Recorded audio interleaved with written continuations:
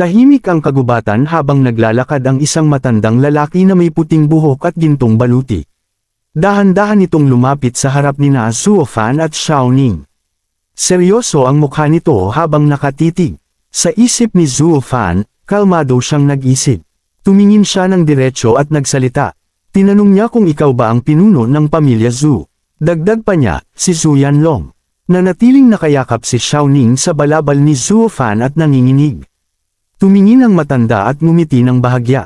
Sinabi niyang maganda ang mata mo. Maya-maya ay sumeryoso muli ang mukha nito. Tinanong niya kung ikaw ba ang nanakit sa anak kong si Zhu Gang. Ngumiti si Zuo Fan at hindi umiwas ng tingin. Sinagot niyang oo, ako nga. Ipinaliwanag niyang gusto niyang kunin ang tao ko. Dagdag pa niya, nagpakita na ako ng awa dahil hindi ko kinuha ang buhay niya. Kumunat ang noo ni Zhu Yanlong. Tinanong niya kung sino ang tao mo. Hindi sumagot si Zuo Fan. Sa halip ay mas lalong sumiksik si Xiao Ning sa likuran niya. Biglang may sigaw na narinig mula sa malayo. Sigaw nitong ama. Mabilis na tumakbo papalapit ang isang binatang nakasuot ng dilaw. Ito ang pangalawang anak ng pamilya Zhu. Tumawa ito ng malakas. Sinabi niyang hahaha, tama ang sinabi ko. Dagdag pa niya, siguradong nagtatago si Ning dito. Humarap ito sa kanyang ama. Sinabi niyang ama, hayaan mong ako ang tumulong para ibalik siya. Walang sabi-sabing sumugod ang binata papunta kay Xiao Ning. Mabilis nitong iniunat ang kamay para hawakan ang bata. Sa isip ni Zuo Fan, malamig siyang nag-isip. Sinabi niya sa sarili na masyadong bulag ang batang ito.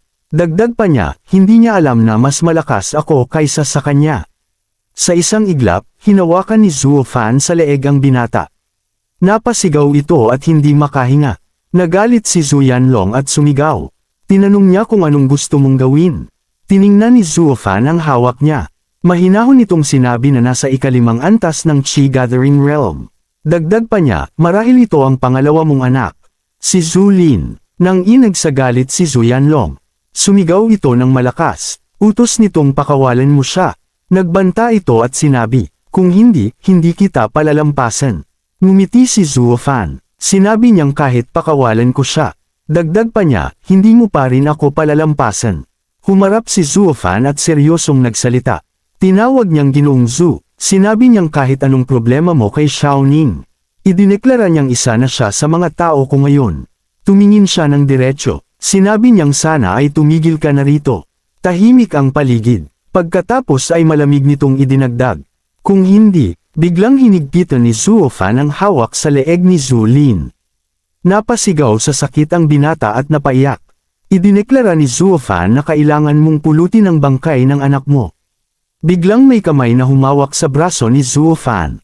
Si Xiao Ning ito na umiiyak. Sumigaw ito ng malakas. Sigaw nitong hindi. Dagdag pa niya, huwag mo siyang patayin. Nagtaka si Zuo Fan at napatingin sa bata. Sa isip niya, nagtaka siya.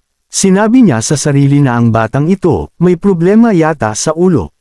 Tinanong niya sa isip kung bakit ganito ang inaasal niya sa kanyang kalaban. Tahimik na pinanood ni Zhu Yanlong ang eksena. Maya-maya ay nagsalita ito. Mahinahon itong tinanong kong bata. Dagdag pa niya, anong pangalan mo? Ngumisi si Zuo Fan. Sinagot niyang mag-isa lang ako, wala akong pakialam kung maghayganti ka.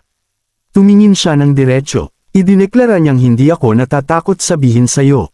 Ako si Zuo Fan. Sumigaw si Zhu Yanlong. Sinabi niyang sige Zuo Fan. Tinanong niya kung paprotektahan mo ba siya ngayon kahit anong mangyari. Tumingin si Zuo Fan kay Xiao Ning na nakayuko. Sumagot siya ng isang maikling tawa.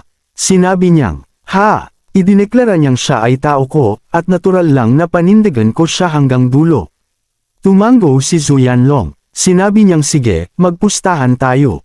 Inilahad niya ang kondisyon. Sinabi niyang pakawalan mo muna ang anak ko. At makipaglaban ka sa akin. Dagdag pa niya, kung hindi kita matalo sa loob ng 10 galaw.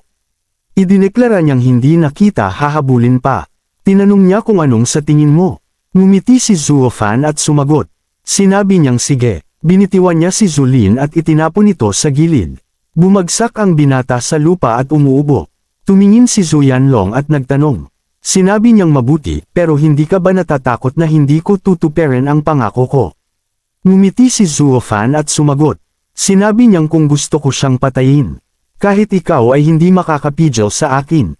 Nagalit si Zhu Yanlong. Sumigaw itong napakayabang mo. Itinaas niya ang kanyang kamao. Sigaw nitong tanggapin mo ang 10 galaw ko. Mabilis na sumugod ang matanda. Isang malakas na hangin ang yumanig sa kagubatan. Sa halip na umiwas, sumalubong si Zhuo Fan. Sa isip ni Zhu Yanlong, nagulat siya. Tinanong niya sa sarili kung lalaban siya.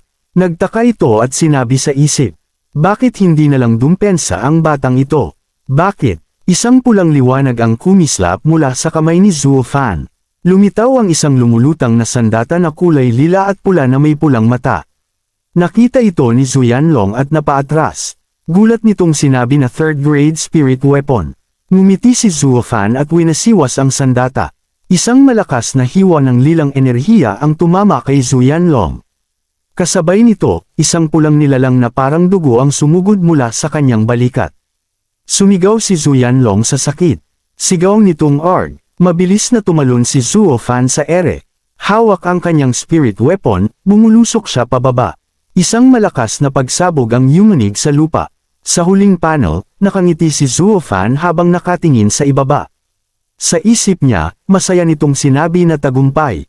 Thank you mga boss. Dito na natapos ang chapter na ta. Stay tuned lang, ini-edit ko pa ang susunod na chapter. Like and subscribe para updated kayo sa mga upload natin.